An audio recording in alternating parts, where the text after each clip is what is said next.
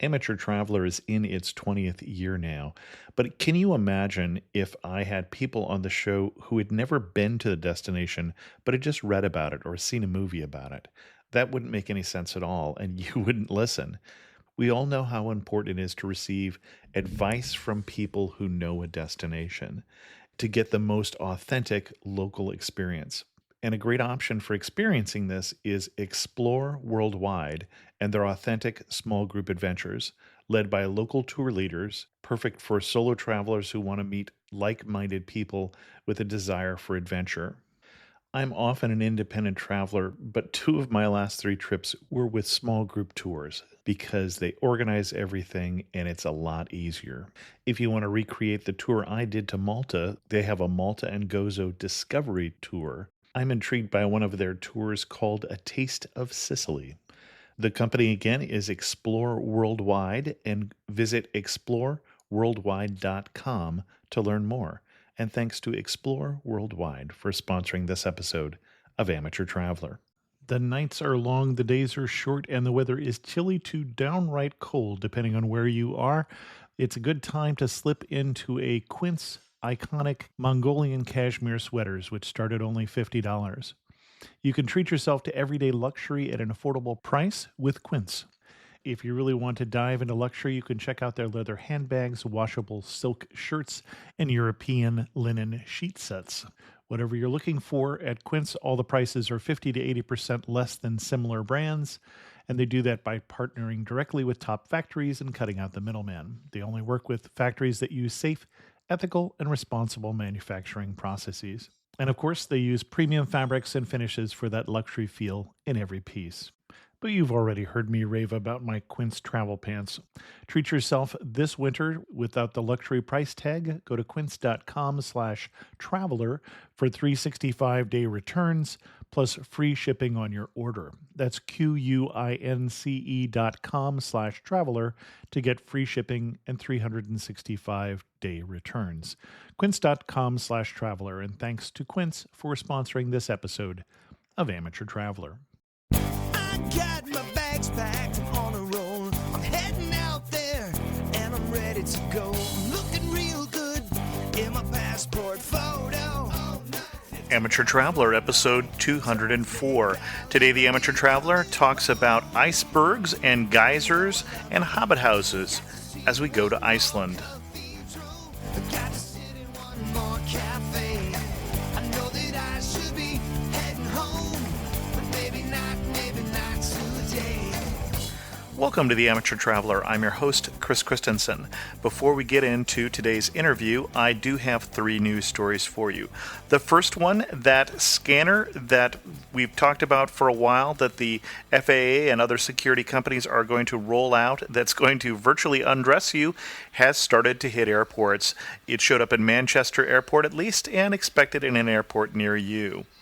The second one, and this is a stranger one, Northwest Flight 188 from San Diego overshot the Minneapolis-St. Paul International Airport by 150 miles because the pilots were distracted.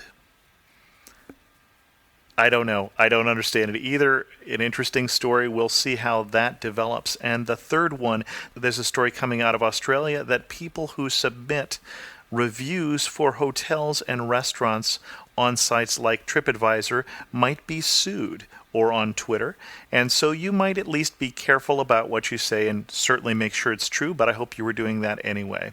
For links to all of those stories as well as other news items, check out the show notes at amateurtraveler.com.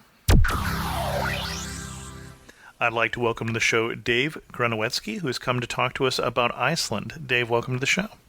Thanks, Chris. How are you? Good. Now, you're not from Iceland, so you traveled to Iceland, and why? Why Iceland? Well, I was working in Boston earlier in the year, and there were just ads everywhere for trips to Iceland, and I've always heard about it as being this amazingly expensive, interesting place out in the middle of the ocean, and it seemed to be the right time. I think the economy turned them from being insanely expensive to just plain old expensive, and it was time to go take a look. Now, timing is an interesting thing with Iceland because they've, of course, had a little more economic meltdown than many other countries. Did you find that it really made a difference in the economics of going there then?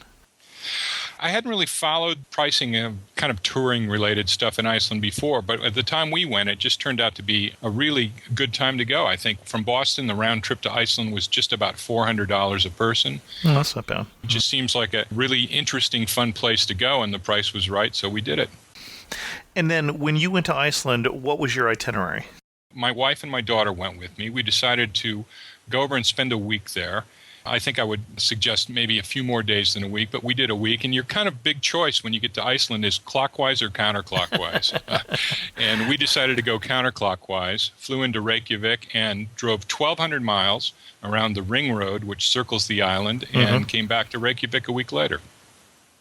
And once you leave Reykjavik, you're in more small towns and rural, is my mental picture. Do I have that correct?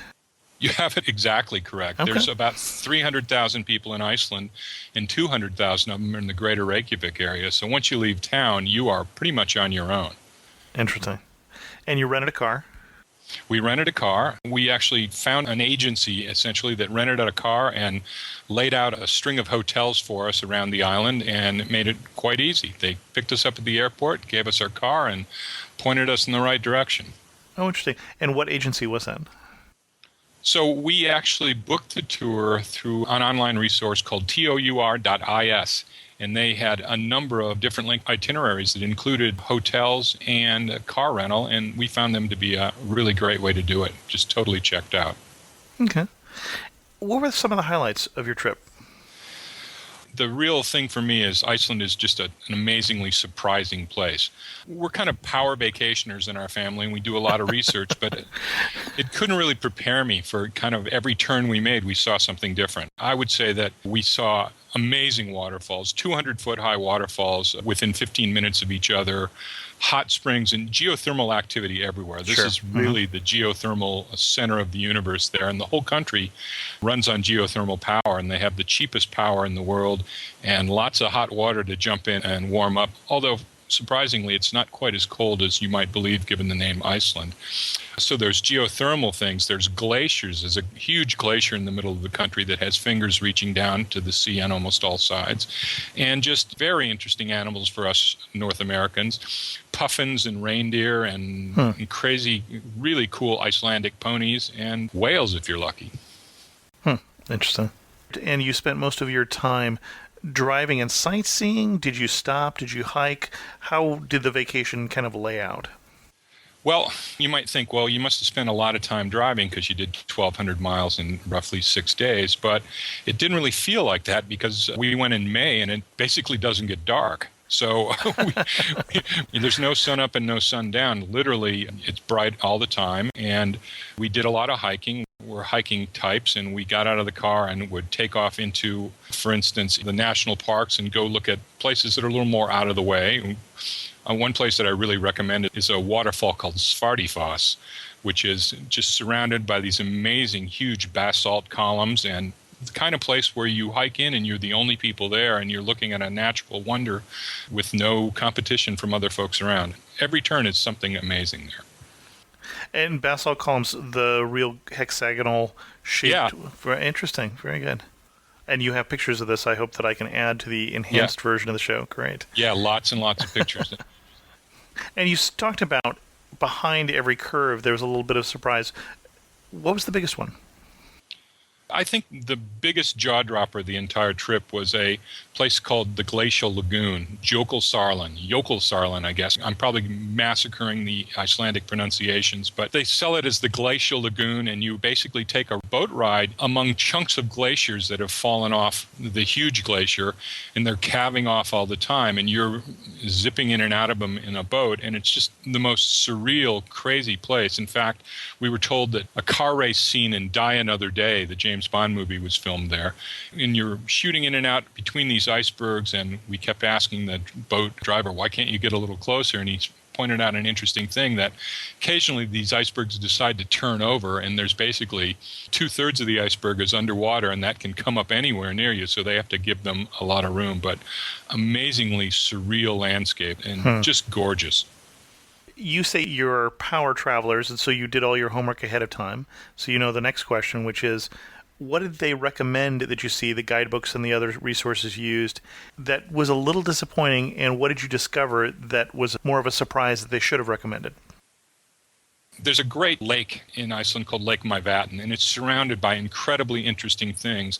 And we made a special side trip to see something called the Dark Castles of Dimmuborgir. They basically were just kind of big black rocks, and while it was interesting, I think I've seen a lot of things like that. Almost everything else in Iceland, I had no basis to compare it to anything else. Why?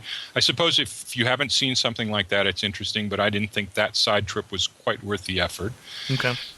And on the other side, we did a really cool thing that during my internet research I ran across, and I didn't really see it buried in the guidebooks anywhere, but we did what my daughter referred to as a tractor pull. We went to a place called, boy, and this is going to be one of my great pronunciation jobs, Ingolfshofdi. And we took a tractor that dragged a big flatbed truck behind. It was the only time we ran into tourists other than ourselves. There was about 15 of us folks in the back of this tractor or trailer being pulled out across sand dunes for about 35 minutes until we got to an amazing promontory reaching out into the sea. And we climbed up that with our guide, and it was a bird-watching paradise. And we're not bird watchers, but being there with somebody who's so excited about it and seeing puffins and all these amazing birds. The evil skua is the craziest one, just a bird that I'm glad I had a guide with us, because those birds are evil and they were dive bombing everybody, and she would draw fire away from us basically. But it's an amazing place. It was a 2.5 hour investment of our time, and it was probably the most fun we had on the island, just hanging with other folks, some people keenly into birds, and we were just there having the time of our lives, seeing all kinds of bird life that we'd never seen before. Now, as power travelers here who are scooting through the icebergs as the glaciers calve, what was the thing you did that was most out of your comfort zone? We did a lot of trips to the public outdoor baths. Okay. The famous one in Iceland is a place called the Blue Lagoon. Again, all this geothermally heated water is bubbling out of the ground. And the Blue Lagoon turns out to be the runoff of a power plant that just formed this amazing lagoon. It's one of the signature sites in all of Iceland. Everybody goes to it because it's near the airport, and you kind of do it on the way in or on the way out. And we did visit that, but I think we found even more fun in going to the baths, which are all over the country. We did one at Lake Myvatn that I mentioned earlier, the nature baths there, they call it, and you basically just hop in these big pools of thermally heated water, and it's incredibly relaxing, and you rub some kind of bizarre mud all over your face, and it's supposed to do wonders for you. I don't know about the medical benefits, but it sure was good for the sore traveler. And I feel like we may be missing the punchline here. What made it out of your comfort zone? Out of my comfort zone is probably just because it didn't feel like a swimming pool. It felt like a bath taken with a bunch of other people. And clearly the locals do this on a regular basis. And for us, I think it was a little bit different than we might have expected. But I think well worth a stop when you're in Iceland. Okay. And who did you meet along your trip who really stands out from the locals you met? You think about Iceland as being this incredibly expensive place, but there is one thing in Iceland that is truly a free lunch. There is a free lunch, and that happens in the Welcome Walking Tour in Reykjavik. Reykjavik is only a town with a couple 100,000 people, and it doesn't feel like a capital city. It's a very friendly, easily walkable city. But there's a guy there named Jonas who does a 2.5 hour free walking tour of Reykjavik every day, rain or shine, and he was just totally a great guy, a character, funny, kept the group enthralled, took us all over Reykjavik, showed us all the highlights, and really doesn't ask for a single thing in return. He does give you the 2-minute sales pitch at the end about the 3 or 4 other tours that he offers. And we came back and took one of those, which was not free, but well worth it. That was kind of a fun one, actually. It was his ghost tour of Reykjavik, which was done at about midnight. But, of course, it was complete daylight, so the scary factor was cranked down quite a bit. But still, Jonas and the Welcome to Reykjavik tour totally revolved around his great personality and his welcoming spirit there when we were in town. Excellent. And you mentioned the hotels had been booked out by tour.is. Any place that you stayed that really stood out for you? I would say that the accommodations, once you're out of Reykjavik, are quite basic. Okay. I mean, they're all very clean, very nice. At 2 hotels along the road, we were the only people in the hotels. People basically handed us the keys, and after we checked in, and they went home. They just told us, when you leave in the morning, close the door. So people are really nice. It's just literally when there's only 100,000 people spread out along a 1,200-mile road, I don't think they get a lot of vacation traffic, although we were at the very beginning of the vacation season, of the summer season, so there may be more people that would come behind us. But all the hotels were very nice, but very modest. One suggestion is you might want to bring one of those eye masks that they give you at the airport, because surprising for a place with nearly 20 hours of sunshine in the summer, they don't have the Las Vegas-style blackout curtains that you might expect. So getting to sleep requires diving under the covers or having some sort of an eye mask available. Do you recommend summer is the best time to go see it? Iceland, I'm assuming? Summer was great for us, and the beginning of summer was maybe especially great just because we spent so much time just kind of on our own there. My appetite is whetted to come back. I'd really like to come back there in the winter, do some more of the winter-related stuff, and also get a look at the Northern Lights. That's one of the things that's on my to-do list. Okay. And then we talked about accommodations a little basic food. The food is interesting. Yeah, as you might guess, fish is on the menu almost everywhere. I would think so. And that's really good. The kind of national dish is a hot dog, actually, which is surprising too, but it's made out of lamb, and they're quite good.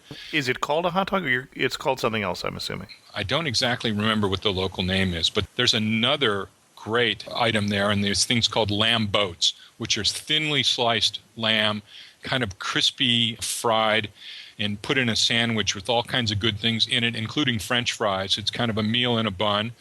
But the highlight of the trip, completely the highlight of the trip, and this was recommended us by Jonas, the guy that gave us the walking tour, was the lobster soup at a restaurant in Reykjavik called the Sea Baron. And it's just a little place with picnic tables, and a cup of this soup was just amazingly savory, like nothing I've ever had before, and not to be missed. I'm just looking up, by the way, they're saying that the hot dog in Icelandic is, and I don't even know how to say this, Bejarensbetsu Pilser. Yeah, I think Pilser is what they call it. Okay. It's a tough language. There's letters in there that we've never seen before, and then certain other letters, when combined, take on entirely different pronunciation than you could guess based on the way North American folks look at language. So. And even though I'm of Scandinavian heritage, my grandfather refused to learn very much Danish as a child, so we didn't get that much passed on to me. So there's a lot of Danes in Iceland because of their former connection, but from what I understand, there are some differences in the languages. One other interesting thing that we ate, but I don't think I'd put it on my recommended list, is puffin with blueberry sauce. So the cute little puffin birds that you see everywhere, and you want to bring home the stuffed ones for your kids, actually turn up on the menu in quite a few places, and decided we had to give it a try, but I don't think that would go high on my list of must-have foods in Iceland. Okay. Because of the taste, or because it was hard to get over eating the cute little puffin bird? No, I think we got over the mental part of it. It just wasn't that special of a dining treat. So I like to eat what the locals eat whenever I can, but I'm not sure if they just save this for the tourists or whether it's something that's on the diet normally. It's all a big practical joke. Yeah. What was the best day you had? The best day we had, I think the day we had was about, the third day of the trip. The first two things we saw were waterfalls, huge waterfalls. One called Seljalandsfoss that was 200 feet high, and actually you could walk behind it. There was a next one about literally 15 minutes up the road was called Skogafoss, a 200-foot high and probably 150-foot wide waterfall. That's also the day that we did the hike back to the Svartifoss waterfall with the basalt columns. And then we ended up in that glacial lagoon at Jokulsarlon. We just got to see kind of the world from a lot of different angles on that day. Now, when you talked about hotels where you're the only one staying and they're telling you to lock up when you're done, do a lot of the tourists that do go to Iceland not get beyond Reykjavik? Yeah, I think Reykjavik is the itinerary for most folks. There's an amazing day trip out of Reykjavik called the Golden Triangle, which everybody does, and we certainly did it. And if you were in Reykjavik just as a stopover on a trip to Europe, that is the classic trip, and everybody sells that trip there. It takes you out to a place called Thingvellir, which is a place where the tectonic plates have split, and there's a big gash in the ground there. And that is the home of essentially the earliest Western democracy. And they have a place called the Law Rock there, where the old leaders of Iceland used to come once a year and recite the laws of the land. It's an amazingly gorgeous site and deep historical significance for the Icelandic folks. The second part of the Golden Triangle is a really amazing geothermal area which features a geyser named, of course, Geysir. It's actually the namesake for all the geysers in the world. Oh, I didn't know that. Okay, interesting. Yeah, it's amazing. The only problem with Geysir is it no longer really does its thing. From what I read, people have dropped a bunch of rocks in it in order to try to stop it up so that the eventual eruptions would be bigger. And what they managed to do is plug it up. But luckily, there's a great geyser just 100 feet away called Strokkur, which erupts to 60 or 80 feet on a pretty regular basis. And the third corner of the Golden Triangle is an amazing waterfall called Gulfoss, which is only 105 feet high, but it's amazingly wide, and it does 3 stair steps. And as you park, it's out of your sight. It's below the horizon, and you walk down a set of stairs, and there's this mist rising and the thundering sound, and when you see it, it's just an amazing sight. So that's kind of the 6 or 8 hour day trip that I think most folks take out of Reykjavik. And what do they miss? One little town, for instance, that you got to see that you wish everybody could see. Up in the north part of the country, it's basically I think they call it the capital of the north, Akureyri. It's another one that I'm probably mispronouncing, but it's just a really quaint little town that is home to a branch of the university. Kind of day trip distance from that in a lot of directions. There's lots and lots of things to do. Probably one of the most scenic places in the entire country is a little village called Glaumbaer, which is full of, and I hope I don't offend the Icelanders when I say this, of houses that look like hobbit houses. Iceland really is short on wood. There's not a lot of trees and not a lot of wood there, so homes are built with sod roofs. This little village has 15 or 16 of these houses that have kind of all melded into one. And it's an amazing, almost underground village with sod roofs, and it's just a gorgeous, gorgeous sight. And we spent a lot of time there and went through a lot of pictures just at the gorgeous site of this little town. Did you have any trouble getting around, either navigating or with the language, or just generally as an independent traveler going around Iceland? No, not at all. The great news is if you're on the ring road, you can't really get lost. If you're going clockwise or counterclockwise like we were, just keep the water on your right and stay on the road, and you're going to be in good shape. And the roads are surprisingly good, even though a lot of that 1,200 miles, and I wouldn't say a lot of it, but I would say maybe 100 miles was gravel road. It was great road. Okay. And in that time of year, it's 50 or 55 degrees, so you're not driving through snow. You don't have to worry about ice. And you really don't have to worry about traffic, except for kind of sheep jams that you run into every once in a while. No, of course, the longer I wait, the longer that trip is, because Iceland's growing, as I recall, about a foot a year east to west.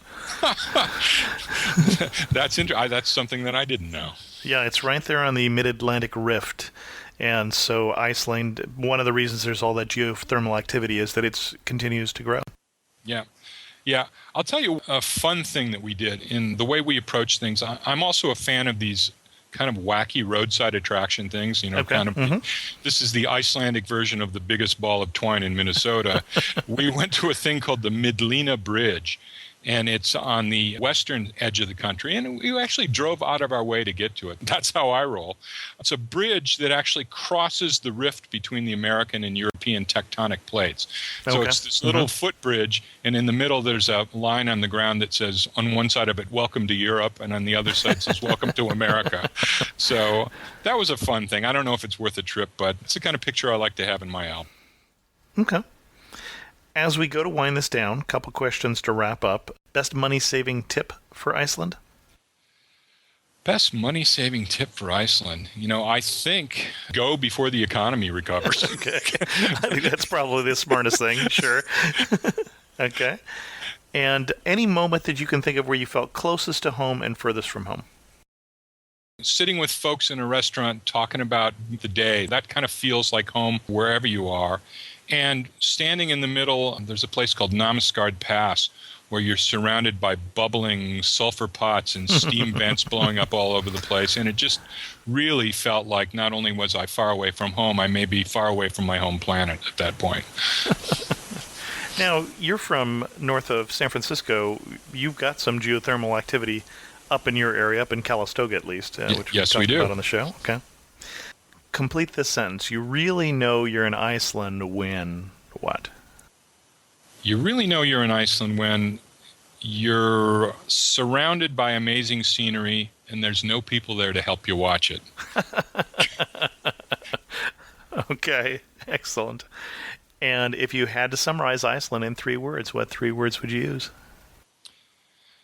I think it's desolate, surprising, and otherworldly.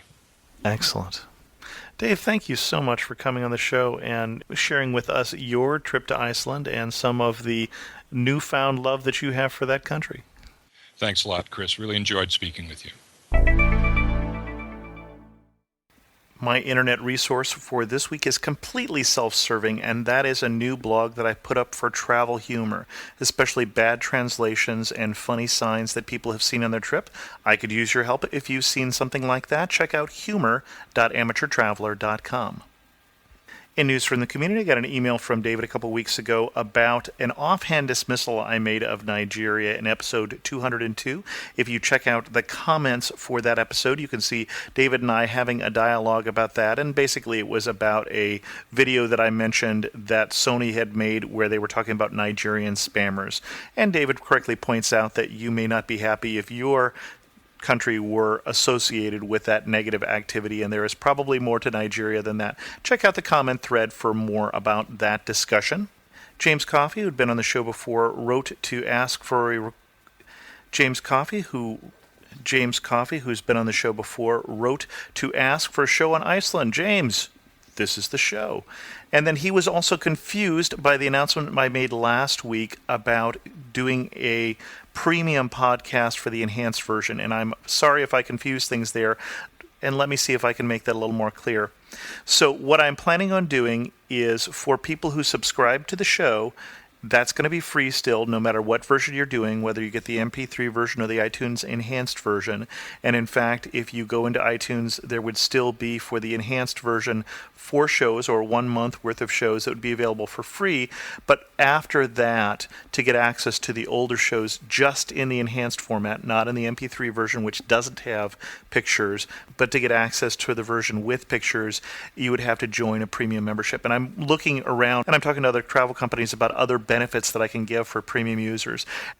And the reason is, if somebody goes to get an older version of the MP3 version of the show, I can insert ads so I can make some money on those old episodes, but I can't do that with the enhanced show. So even though I put more work into the enhanced show, putting in the links and the pictures and all of that, I can't actually get any money back for that, and that seems like a bad business idea. I hope that clears it up. If it doesn't, let me know what's unclear about it, and I'll see if I can try and make that more clear in the future. If you are interested in an amateur traveler trip, I still do need people to fill out surveys. I haven't gotten that many survey results yet. If I don't get that many, I'll assume that not that many people are interested and probably that it's not worth the time. And with that, we'll bring this show to a close. If you have any questions, feel free to send me an email at host@amateurtraveler.com. Or if you want to share it with the community, and I'd really love it if you would, leave it as a comment on the show at amateurtraveler.com. Leave it on the particular episode that you have the question about or the comment about. Again, you can follow me on Twitter at either Chris2X to get a lot of information, or Amateur Traveler to get information only about the show. And also check out either traveldeals.amateurtraveler.com or Travel Bargain on Twitter to find out travel bargains that I think you might want to use to save some money.